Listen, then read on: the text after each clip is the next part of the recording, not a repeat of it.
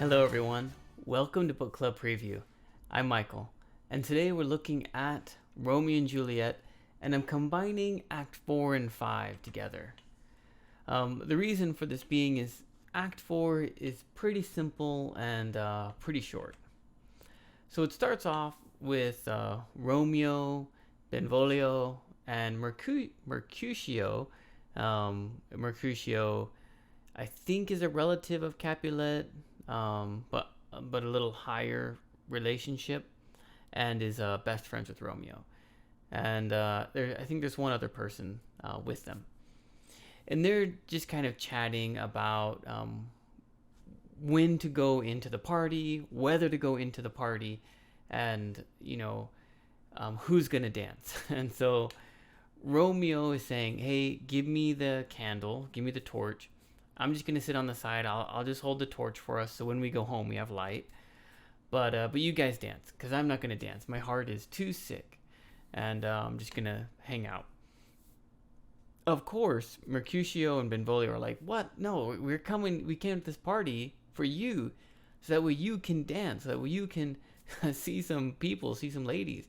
Like you can't hold the stick and the torch." And they're kind of going back, and they're kind of using this very unique words. They're talking about love and Cupid and having his wings, and Mercutio will say something like, "Oh, love is like this." He says, like, "If you're so struck by love, then use Cupid's wings to fly and dance today." And then Romeo flips it and says, "Yes, I'm struck by love, but his arrow pierces so deep and it's so heavy that I'm weighed down and I can't use his wings." And then Mercutio flips it, and they just keep flipping back and forth to talk about love and to talk about dancing, or to talk about the heaviness of being in love. Well, it gets to the point where Romeo's like, "Okay, guys, look, well, I've had a bad dream about tonight." And Romeo kind of shares that he's had a bad dream, that something bad's going to happen.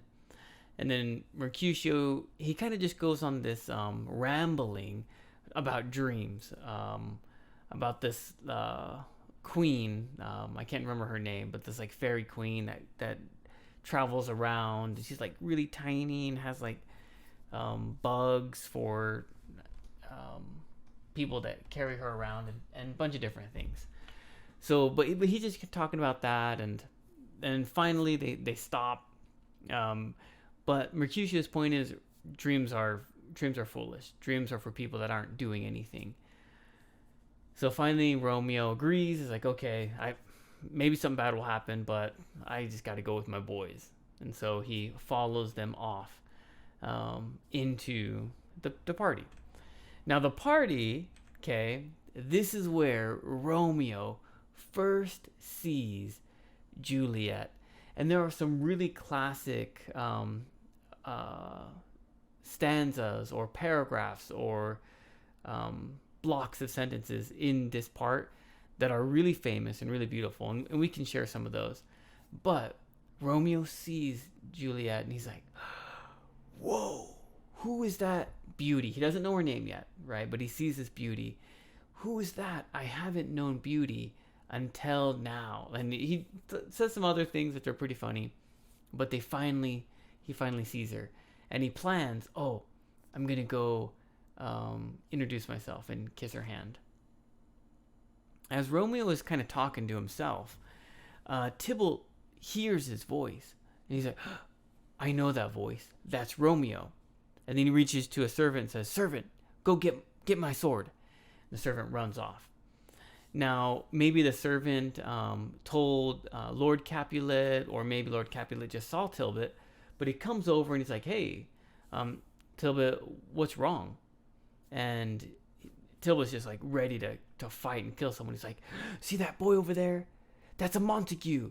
That's Romeo, your enemy's only son." And here, this is a pretty interesting part, because Lord Capulet, he doesn't really think that bad. He's like, "Well, actually, I've heard that Romeo is a pretty cool kid. Everyone says he's pretty virtuous, and he has a really good heart." And right now it's a party, so don't worry about it. They're not causing any problems. Just don't worry about it. Tilbot's not having it though.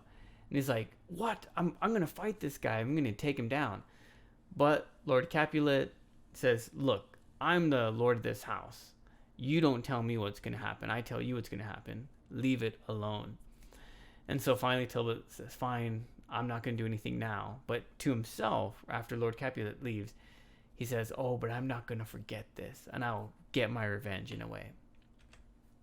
So after that, Romeo goes to Juliet, and Romeo kisses Juliet's hand, and I can't quite catch in the story, just with my own knowledge, if they actually kiss their lips. I don't think so, but they do talk about it, and the language is really, really flirty.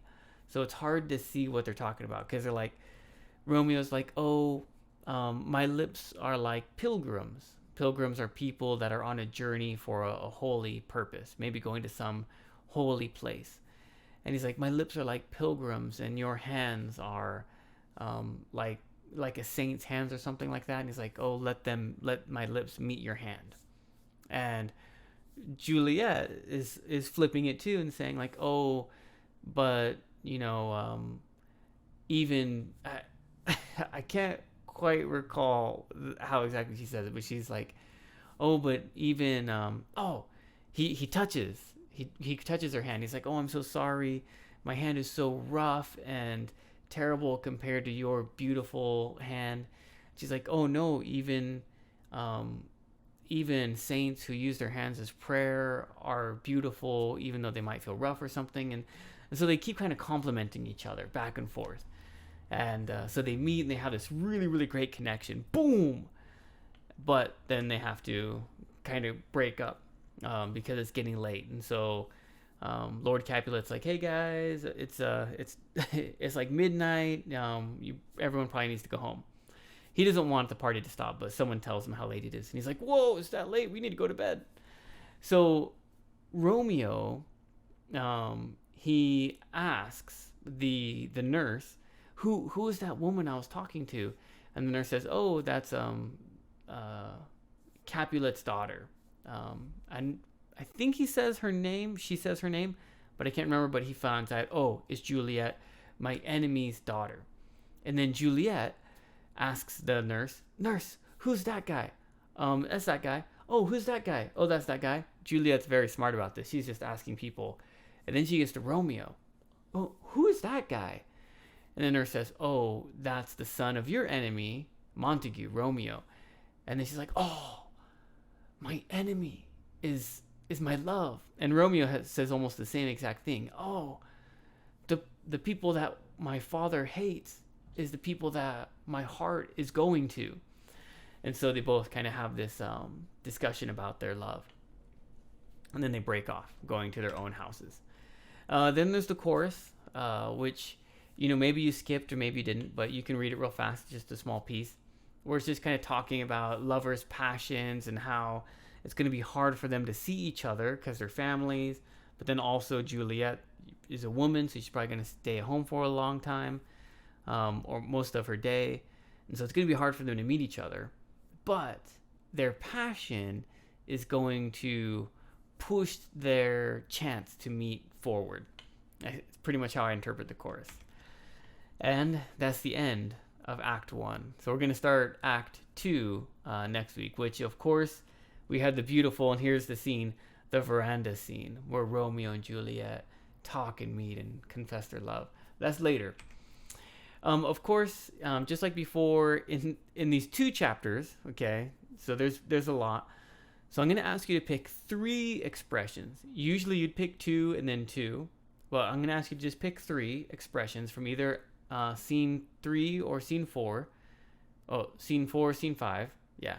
And from those, just pick 3 of them, define them in your own words, okay?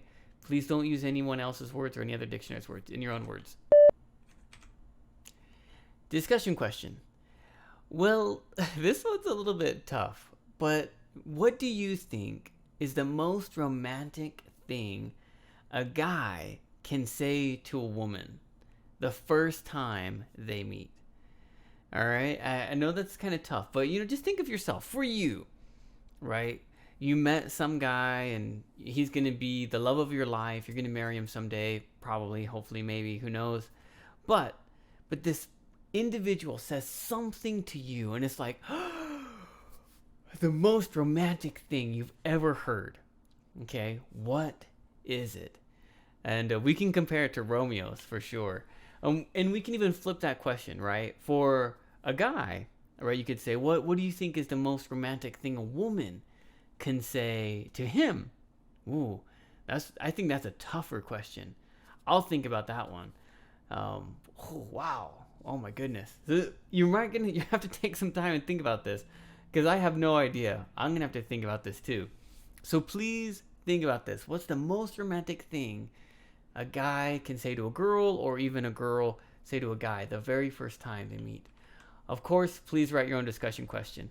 That is all the time that we have for today. But thank you so much for joining me for this episode of Book Club Preview. I'll see you soon. Bye-bye. Hey, if you have any questions about the video today, please feel free to leave a comment in the comment section. If you had any other vocabulary words that you wanted to know what they meant, let me know. And also, if you're interested in maybe joining one of these book clubs, please leave a comment and I'll get back to you. Thank you so much for watching. Bye-bye.